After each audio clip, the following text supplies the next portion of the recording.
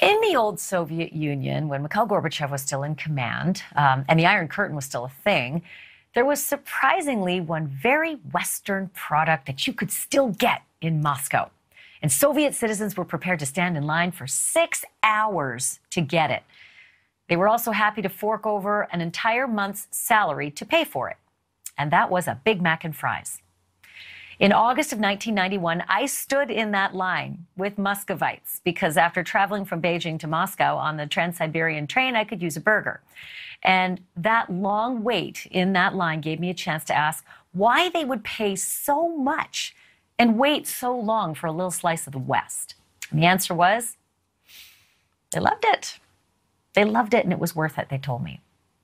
So fast forward 31 years, and they're going to have to build a better burger because McDonald's just pulled out of Russia, along with hundreds of other companies that they have grown very accustomed to using, like Coca-Cola and Starbucks and Adidas and Nissan and Netflix and IBM.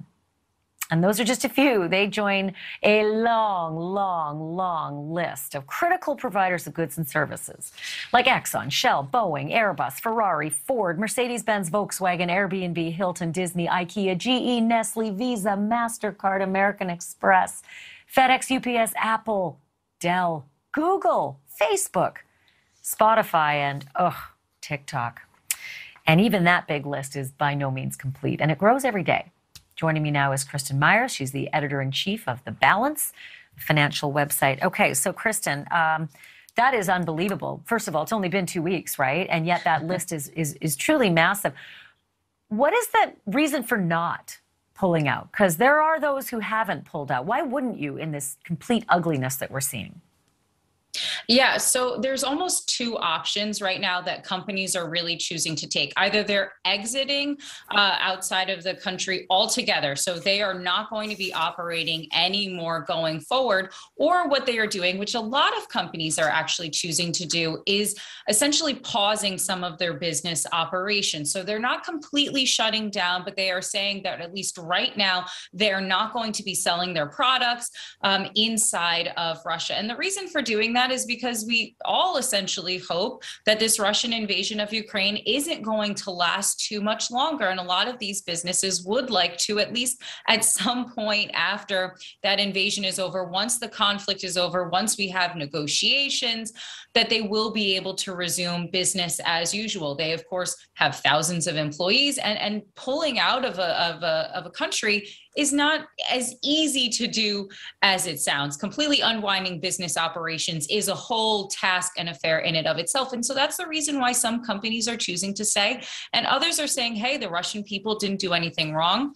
They didn't go and bomb, Ukraine. They didn't invade Ukraine. This is a decision made by the president of the nation. And so they're going to stick by the Russian people. But you know what? You make life hard for those Russian people, and they're going to start wondering maybe what our leader is telling us isn't true, because the whole world wouldn't have done all this for just a small operation in the Donbass. So with that in mind, I do want to mention two of those companies. Uniqlo is staying, and it said this, the CEO, clothing is a necessity of life.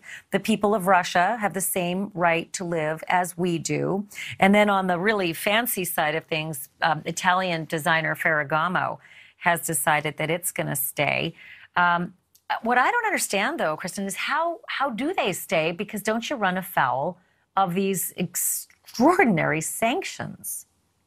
Yeah, and that's actually one of the main reasons that a lot of companies are actually, if not pulling out altogether, are saying, hey, we're going to cease our operations, mainly because they don't want to have to deal with the possibility that they are going to essentially run afoul from the sanctions, either from the United States or the European Union. Remember, they're not supposed to be exporting goods to the country. We're not allowed to be importing goods from the country. Banking itself is incredibly difficult right now. They cut them off from the international banking. And so it's just very hard right now to do business. So a lot of companies are saying, hey, forget the pressure that we're getting, from investors, from shareholders, from our clients elsewhere in the world.